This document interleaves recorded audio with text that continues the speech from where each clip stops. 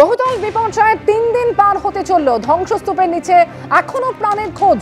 আরো একজন নিখোঁজ সেখানে রয়েছেন বলে দাবি করছেন স্থানীয়রা। রবিবার রাতে যে সময় দুর্ঘটনা ঘটে তারপর থেকেই ওই ব্যক্তির খোঁজ মিলছে না বলে দাবি করছেন স্থানীয়রা, আর সেই একজনের খোঁজে এখনো তল্লাশি চলছে।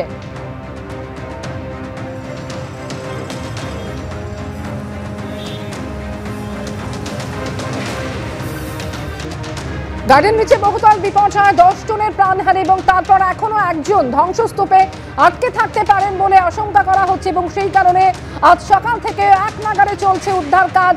সকাল 10টার কাছাকাছি আজকে ফের উদ্ধার কাজ শুরু হয়েছে। বিপর্যয়ের পর প্রায় 3 দিন পার হতে চলল, ধ্বংসস্তূপের নিচে এখনো প্রাণের খোঁজ।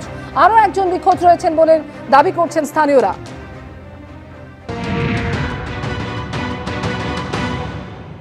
এখনো ওখানে একটা বডি আছে, আমাদের কাছে যা খবর, সেই বডিটা উদ্ধার কাজ চলছে। এখন বর্ষার জন্য একটু ঢিলা চলছে কাজটা।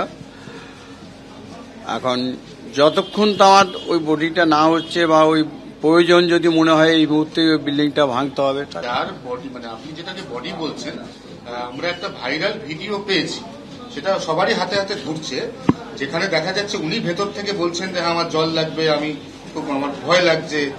আমরা যদিও সেটা ভেরিফাই করিনি, মানে আপনার কাছে এটা নিয়ে কোনো খবর? এই খবরটা আমার কাছে নেই। উনি ওখানে এখনো একটা বডি আছে, আমরা জানি। বডিটাও বলা ভুল হবে, একজন চাপা পড়ে আছেন। এখন তিনি বেঁচে আছেন কি মরে আছেন সেটা এই মুহূর্তে আমি বলতে পারছি।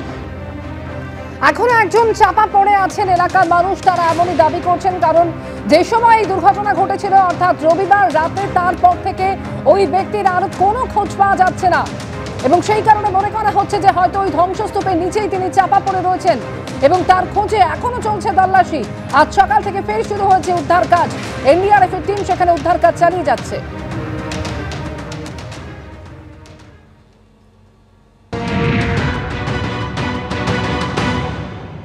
সকাল থেকে আকাশের মুখ ভার, বৃষ্টি পড়ছে, তারই মধ্যে চলছে উদ্ধার কার্য। গার্ডেন নিচে যে জায়গায় ধ্বংসাবশেষ পড়ে রয়েছে সেখানে দেখতে পাচ্ছি এনডিআরএফ এর কর্মীরা, তারা কিন্তু সেই উদ্ধার কার্য সেটা চালিয়ে যাচ্ছেন এবং সঙ্গে কলকাতা কর্পোরেশনের কর্মীদেরকেও নিয়ে আসা হয়েছে।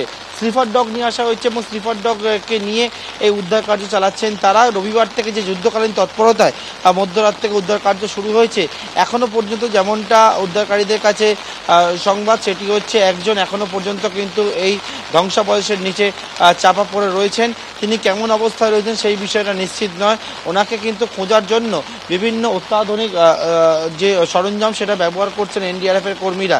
একদিকে যেমন ভিএলসি বা ভিকটিম লোকেশন ক্যামেরা ব্যবহার করা হচ্ছে, অন্যদিকে স্লিপার ডগ নিয়ে আসা হয়েছে এবং এই যে ধ্বংসাবশেষ রয়েছে সেখানে কিন্তু স্লিপার ডগকে নিয়ে গিয়ে এই তল্লাশি করা হচ্ছে। অন্যদিকে লাইভ ডিটেকশন স্ক্যানারও কিন্তু ব্যবহার করা হচ্ছে এবং সেখান থেকেই কে বা কারা এখনো পর্যন্ত যদি কেউ চাপা পড়ে থাকেন এই ধ্বংসাবশেষের নিচে, তাকে তিনি কি অবস্থায় রয়েছেন কোনো কিছু জানেন না, সুতরাং এখান থেকে বের করার চেষ্টা করা হচ্ছে। অন্যদিকে উদ্ধারকারীরা দেখতে পাচ্ছি একেবারে বড় ত্রিপল নিয়ে এসছেন এবং সেই বড় ত্রিপল নিয়ে এসে উদ্ধার কার্যে যেহেতু সমস্যা হচ্ছে বৃষ্টির জন্য, সেই ত্রিপল ধরে আছেন অনেকে এবং তার নিচে একটা জায়গায় বড় একটা অংশ, যে জায়গা থেকে তারা এন্ট্রি পয়েন্ট করেছেন, অর্থাৎ এই যে কংক্রিটের যে স্ল্যাবগুলো রয়েছে সেগুলোকে কেটে সেই যে এন্ট্রি পয়েন্ট করে ভেতরে যাচ্ছেন এবং যে ছতলা যে বহুতলটি ছিল সেই বহুতল একেবারে সম্পূর্ণভাবে বসে গিয়েছে।